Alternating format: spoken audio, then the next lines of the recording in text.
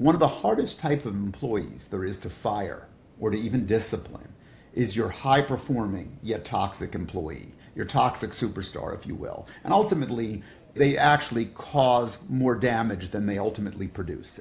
Welcome to the New Talent Playbook Podcast, your go-to resource for building exceptional teams and thriving businesses. Each episode delivers actionable insights on harnessing offshore talent, integrating innovative technology, cultivating a vibrant company culture, and attracting and retaining top performers. Subscribe now to never miss an episode. For more resources, visit the newtalentplaybookpodcast.com, where you can download this episode's free workbook designed to help you apply today's insight to your business. And now, here's your host, Rob Levin.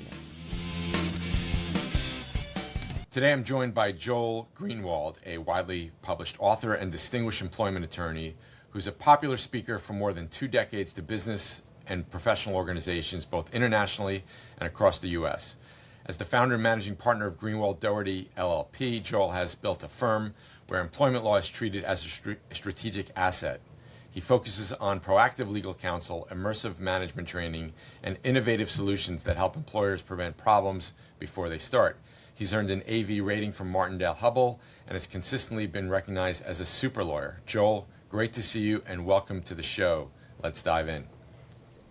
Yeah, Rob, thank you for having me on. It's good to see you again. All right, Joel, it's funny. As I was thinking about the questions and the things that I wanted to discuss with you, I actually just came from a meeting with about 15 different business owners, and HR compliance horror stories and HR legal horror stories came up several times. But we're about new talent and cultures and stuff like that. So I want to talk a little bit about compliance, but I also want to talk about the relationship between that and compliance and legal risk and culture. So to that end, Joel, talk to us about what you've seen over the years, and you've seen a lot, in terms of the connection between legal risk and compliance and company culture and its values and its mission. Can you walk us through how both a good legal setup, HR setup, the handbook and the training, strengthens workplace culture and reduces turnover, as well as the other way around, how a good culture with strong values may or may not lead to less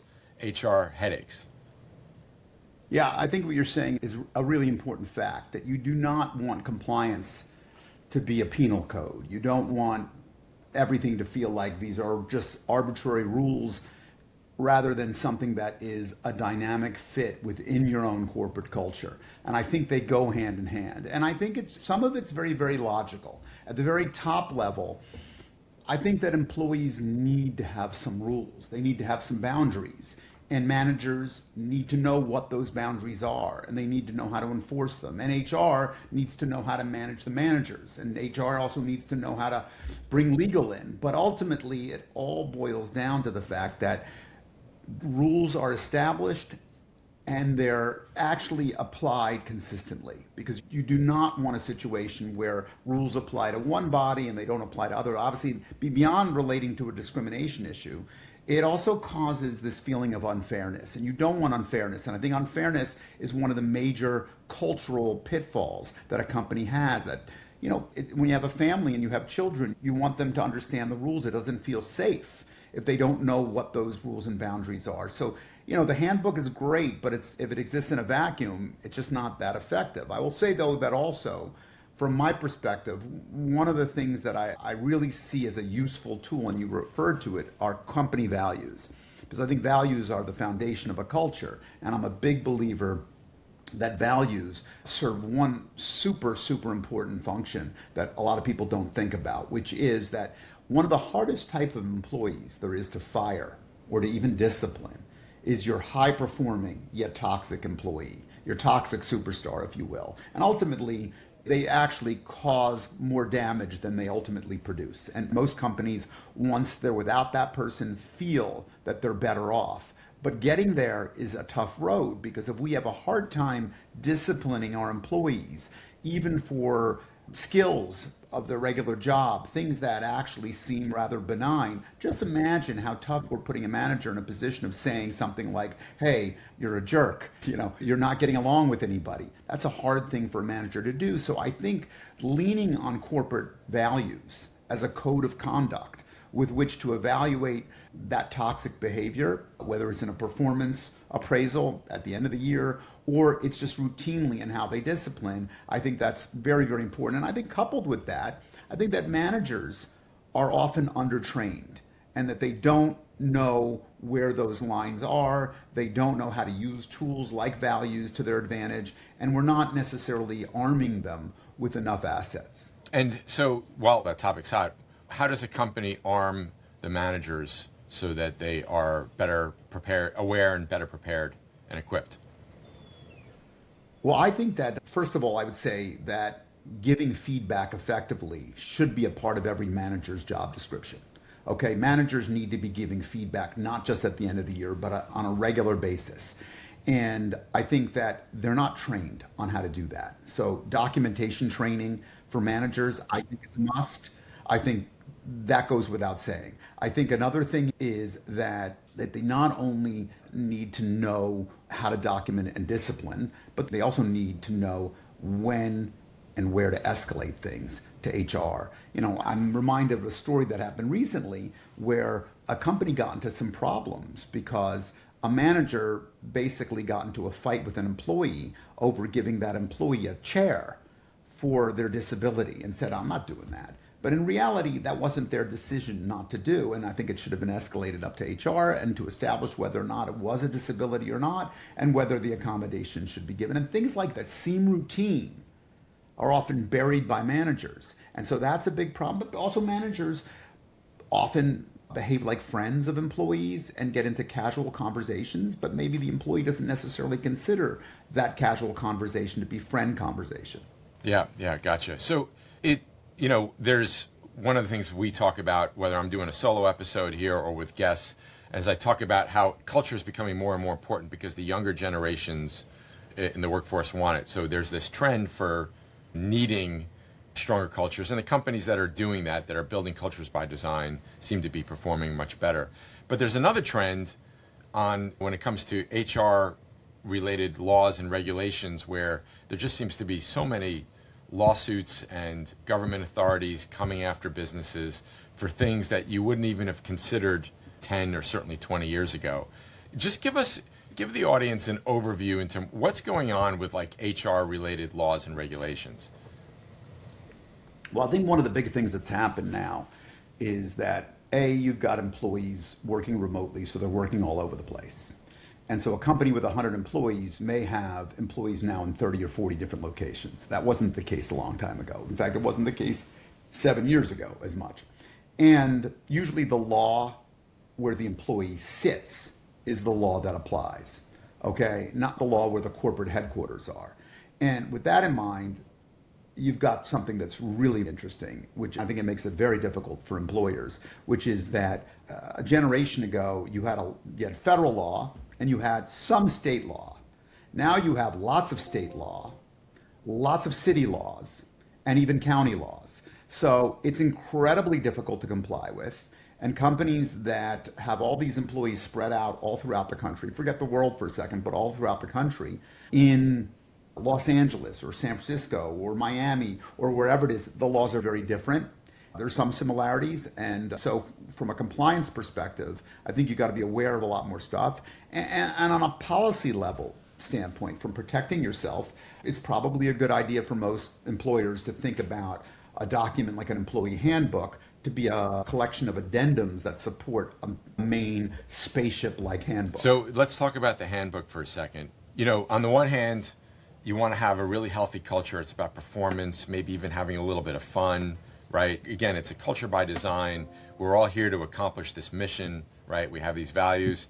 And now we have this, because we have employees in 30 states, we now have this handbook that's bigger than your arm that you now have to go through. How does a company present the handbook and everything that's really in it, which seems like it is going to be against any type of positive culture? How do you present the handbook and all of the things that go with it in a compelling sort of way? Oh, look, there's challenges. There's no doubt that that's true. But I think the more you can make it appear to be friendly and not like a penal code, the better off you are. One of the things that I often suggest is those values that you hopefully have made part of your DNA of your company, put them up front. Put them up front in the handbook. Tell them what you value. This is humanize the document. Plus, all those addendums, they're not for every employer and they're not for every employee. So if you're an employee that's in Georgia, you're just getting the Georgia addendum potentially. So let's not make the handbook thicker than an arm. Go with the policies that you need to go with. And listen, you want to be covered. And frankly, the employee handbook is not necessarily a cookbook for the employee to sue the employer. That was the mindset a generation ago too. I don't want to give them a handbook, it's the cookbook. No, it is designed to protect both parties. I think we have to think of it that way. But I think it really is a guidebook on what you can and can't do. So there's not unlimited questions out there. And it has to be a friendlier document. And so I agree with you there. It should not be antithetical to the culture. Yeah, so for that and many other reasons, do not have AI create the finalized version of your handbook. No, I mean, I think that AI is here to stay and it's got its purpose. But I will tell you also from a legal perspective, in looking at AI to see if we've missed something, Sure. It's wrong an awful lot. It's wrong an awful lot. So take it with a grain of salt. Yeah. The reviews are in, and leaders are calling Rob Levin's new book a game changer. The New Talent Playbook, the ultimate guide to building your dream team, is now available. And it's your roadmap to winning the war for talent and scaling with total confidence. Don't just take our word for it. Order your copy today and see why it's a must-read for every SMB leader. Find it on Amazon.com or learn more at thenewtalentplaybook.com. So speaking of AI, some business owners, a lot less than I thought, I'm hearing maybe 10%, 5 to 10% of the business owners I speak with are not only aggressively using AI, but they're wondering about redesigning roles, right? Because I know at our company, we're becoming an AI first company. Doesn't mean we put AI first. We're going to always put our talent first. But that means for us, we're going to use AI wherever we can in workflows, et cetera. Let the humans do what humans do best. So roles are going to be redesigned. In some other companies, I'm talking with some business owners that are looking a year down the road at reducing headcount. From a legal perspective, when it comes to redesigning roles or reducing headcount because of AI or anything else, what do people need to be thinking about? And that part one from like an HR legal perspective, an employment law perspective, but also from a cultural perspective. Because again, I know you have so much experience working with so many companies over the years, some with great cultures and I'm sure some with not so great cultures. How should people be thinking about how AI is changing the workforce? Look, there's some things that are obviously going to be out of our control as society changes. But that being said, one of the things that I'm seeing that I think is particularly dangerous is people that are relying on AI programs to actually suggest and make these determinations of who's terminated, what roles are real. And they're not necessarily putting a human in the loop to analyze it as well. And I think that's problematic. And I think you're going to see a lot of lawsuits about that too going forward. You're already seeing the beginning of that, where AI tools also, they need to be vetted to make sure that they are in fact compliant, because some of them aren't. Just the same way a personality test used as a screening tool has to be compliant, an AI tool has to be compliant. But either way, look, you're still going to have the same discrimination concerns. Otherwise, like, is AI suggesting we get rid of all of the older people and keep the younger people? That's still, those analyses are still going to happen. So I always suggest, no matter what's done, there has to be a human in the loop.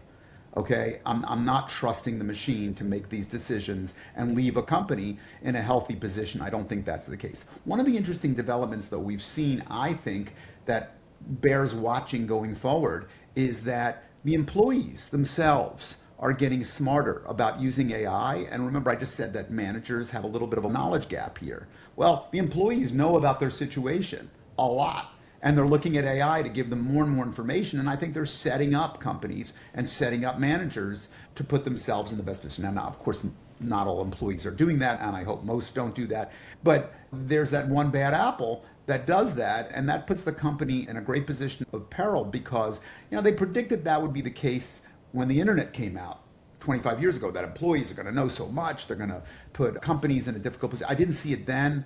I think I'm starting to see it now. So what might that look like? Give us an example. A company mishandling a leave and disability situation, just like we said with the chair or something like that, an accommodation situation, where they're basically taking it to writing to their manager and understand that the manager is going to either blow it off or not escalate it properly. And managers don't always know those lines. Yeah.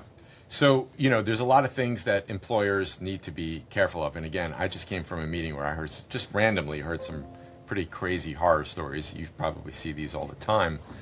We talked about a really good, effective employee handbook that also has some of your culture and your values baked into it. What else should companies be doing, whether they have either, internal HR or maybe they look to an external HR firm? Obviously they need help, but at the same time, you don't want to spend a lot of money and you don't want to let HR run the place. What should companies be doing? Look, I think it's a holistic response to this. And I think that from my perspective, everybody has to have a clearly mapped role, okay? And I think that the training and the learning shouldn't stop. The prevention is everything in employment law. And I like a situation where managers know when how to go to HR and HR knows when and how to go to legal. And I think that's very, very important. So the communication is working on all levels. And employees feel free to complain and be heard, because the majority of complaints that get to the wrong place are a result of an employee not being heard properly. Okay, if an employee is heard properly and the situation is dealt with properly at the outset, meaning the employee usually will go to the manager may go to HR may go to legal, within 24 hours the situation is dealt with, we're in a lot better shape than if it comes at a much later time. Got you. So what do you need as a business owner? If you have an HR person, how do you set that person up for success? If you don't, there's a lot of HR companies out there that work with small and mid-sized businesses, 5 to a few hundred employees. Well, I'll tell you what we do. We have a service that, not to promote, but I'm sure there's many things like this, but we have master classes for HR on a regular basis to keep their knowledge level up. And we train them through scenarios to enhance their judgment in the moment. Same thing for managers. And our perspective is that it's not about knowing the facts. It's not about knowing how the policies reads. That's a small part of this. I think it's knowing how to react to a situation in the moment. And that's what I like to teach. Gotcha. So what I'm hearing there is whether you have an internal HR person, make sure they're getting continuous education, not only on the legal side of things and how laws are changing, but also on the human side, which is how to have those conversations, when to have those conversations, how to make sure you're training the team to have those conversations, to when you hear something, bring me in sooner, even though you don't want to bring in HR, you don't want to be part of a problem, but what I'm hearing is you want to be bringing in HR sooner. So again, make sure that your HR team is up to speed, not only on the laws, but on better ways of dealing with issues as they come up.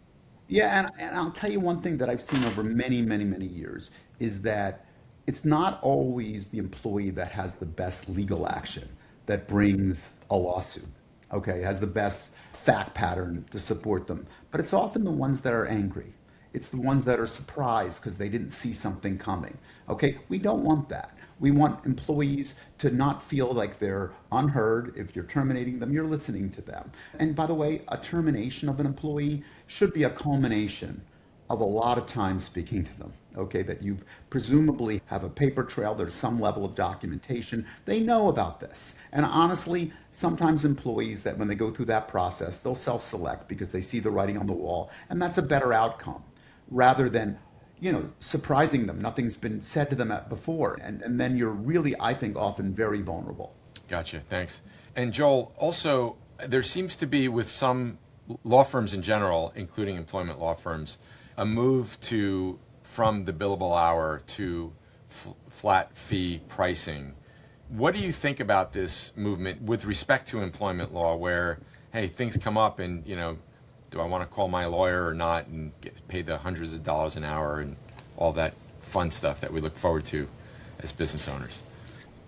I think that this is something that we've been ahead of for a long time. We wanted to be ahead of it because we felt strongly that the billable hour was an impediment in clients calling us. And we want them to feel that there's cost certainty, it's a line item, and that the HR department can call us anytime they want. So subscription is something we've been doing for a long time. I think that is starting to increase. especially in a field like employment law where there are continuous problems and they're month to month that have to be addressed. And if they're addressed way before they become big problems, it's a lot easier to solve. I think that companies in the AI world that we're now are going to start questioning their lawyers and say, hey, how did you charge me 10 hours to do this? This should have taken this amount of time. I think it's better for the relationship if a company is paying for a result. You're taking care of me. This is what I'm paying per month. Or you're charging me a flat fee to do something. There's value-based pricing. I think it actually is healthier on so many levels that we could do a whole podcast just on that. Right. Do you see other firms in the employment law space going in this direction? Not rapidly, but I think they're going to be forced to. Joel, this has been a really great conversation and one that's really important for our audience. So I want to thank you for sharing your insights. Where can people find out more about you and Greenwald Doherty? GreenwaldLLP.com. My email is jg@greenwaldllp.com. We also have our training company, Signatrain, is launching later this summer, which is something that we're carving out of the law firm and I'm particularly excited about. But please, feel free to reach out to me. I'm really there for you. And Rob, thank you so much for giving me the time. Yeah, of course. Great to see you, Joel. And again, thanks for sharing all of these insights. It's not the stuff that when you get up out of bed that this is the stuff you want to think about as a business owner, but it's so important because we didn't go into the horror stories. I didn't want to do that. I didn't want to make it that kind of episode, but they're there. I hear about them all the time. So I think you shared some really, really wise advice without even talking about any of the laws. Really what you did is people are people. They want to be treated like people. Get into those discussions early. I think that's really valuable for our audience. So thanks again. You're welcome. Thanks for listening. The New Talent Playbook podcast is brought to you by Work Better Now. Don't forget to review, subscribe, and download the workbook for this episode at the link below. If you'd like to connect with us, you can find us on LinkedIn at the New Talent Playbook Podcast or visit thenewtalentplaybookpodcast.com.